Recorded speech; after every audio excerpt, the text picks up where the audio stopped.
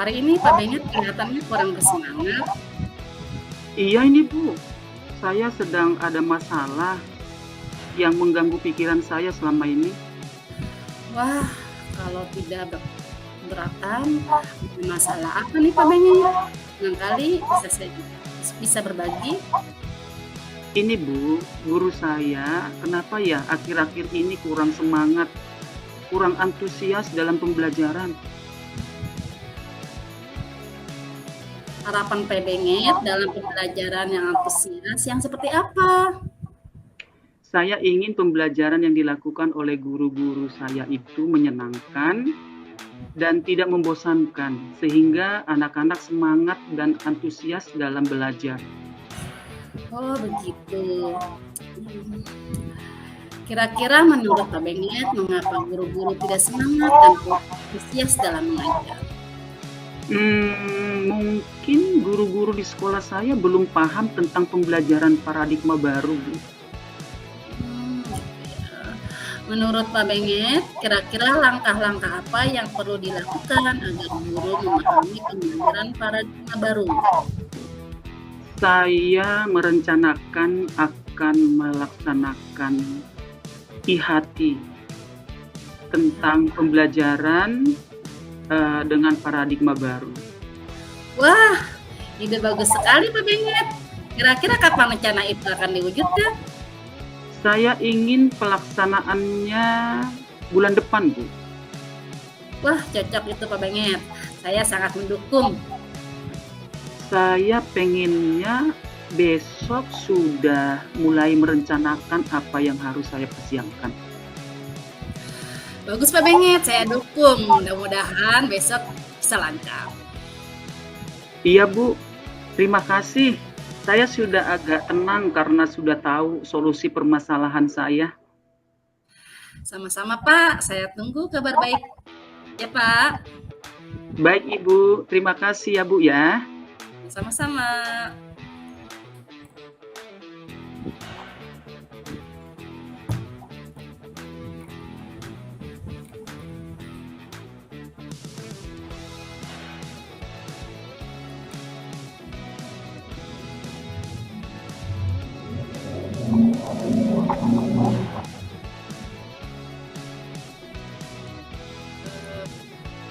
Pak Bennett, kita bikin refleksinya 2 apa?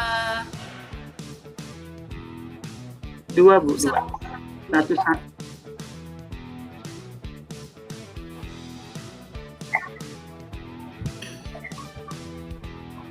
Perkenalkan, saya Heni Herawati, kelas 53, angkatan 11. Assalamualaikum warahmatullahi wabarakatuh.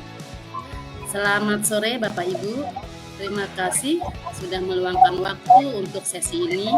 Pada kesempatan kali ini, kita akan memulai refleksi sebagai langkah awal untuk mengidentifikasikan pengalaman dan tantangan yang kita hadapi.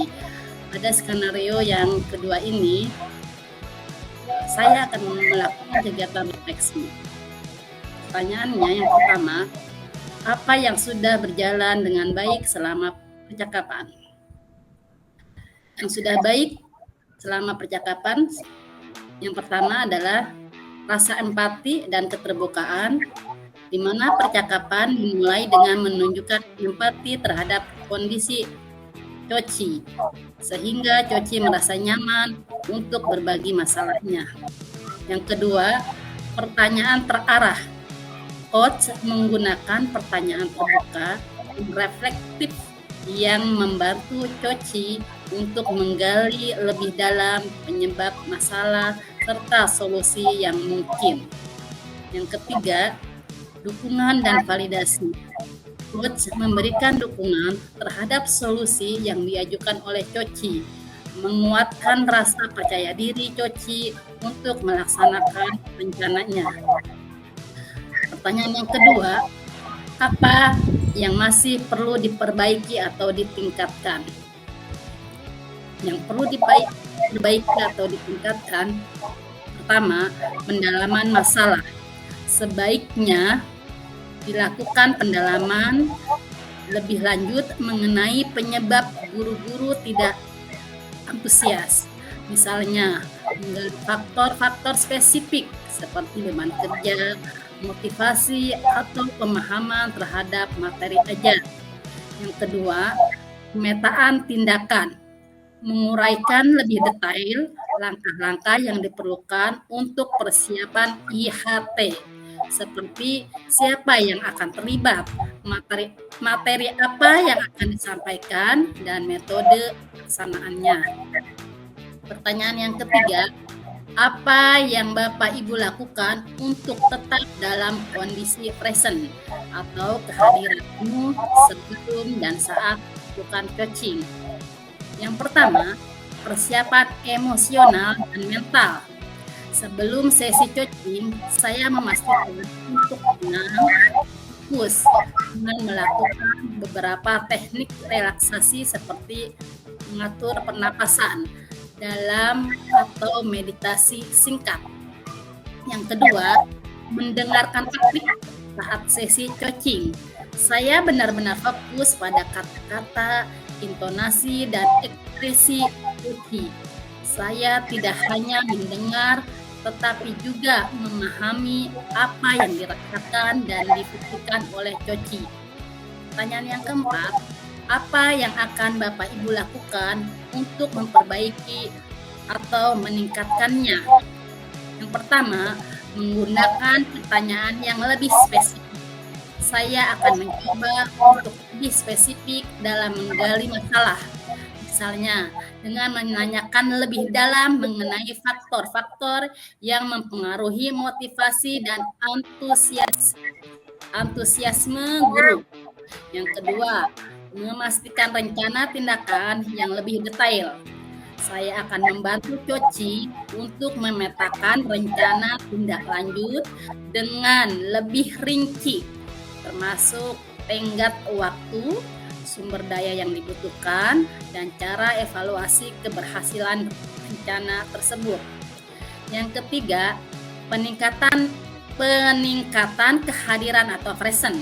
Saya akan terus melatih mindfulness secara rutin untuk memastikan kehadiran penuh selama sesi coaching, sehingga dapat lebih responsif dan peka terhadap kebutuhan coaching. Kemudian, hasil refleksi Anda sebagai coach. Keberhasilan dalam menciptakan ruang aman, di mana saya merasa berhasil dalam menciptakan suasana yang aman dan nyaman bagi coaching untuk berbagi. Keberanian coaching untuk mengungkapkan perasaannya menunjukkan bahwa ia merasa didukung dan dihargai. Kemudian, penggunaan pertanyaan yang efektif.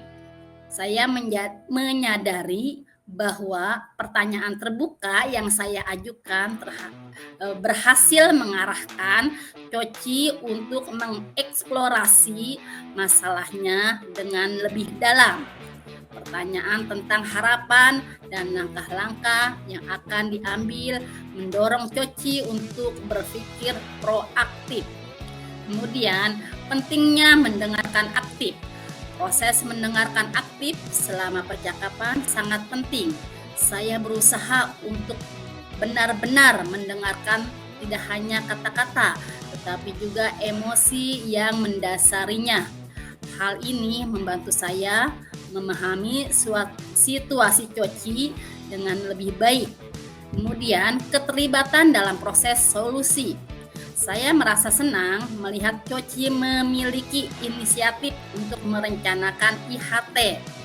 Ini menunjukkan bahwa coaching mampu mengambil langkah konkret dan berkomitmen untuk meningkatkan situasi di sekolah. Kemudian, umpan balik dari coach untuk Anda. Terima kasih atas keterbukaan dan kejujuran Pak Benget selama sesi coaching. Saya sangat mengapresiasi kemampuan Pak Benget untuk berbagi perasaan dan tantangan yang sedang dihadapi Pak Benget menunjukkan pemahaman yang baik terhadap situasi di sekolah dan memiliki inisiatif yang kuat untuk meningkatkan semangat belajar guru-guru di sekolahnya.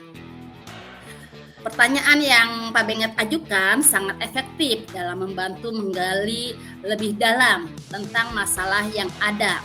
Saya juga senang melihat keinginan Pak Benget untuk segera merencanakan IHT sebagai langkah konkret untuk mengatasi tantangan ini.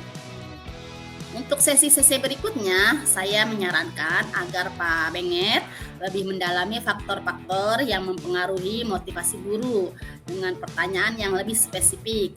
Selain itu, memperjelas langkah-langkah tindakan dan mendiskusikan bagaimana Pak Iben, Pak Benget bisa melibatkan rekan-rekan Pak Benget dalam rencana tersebut bisa sangat membantu.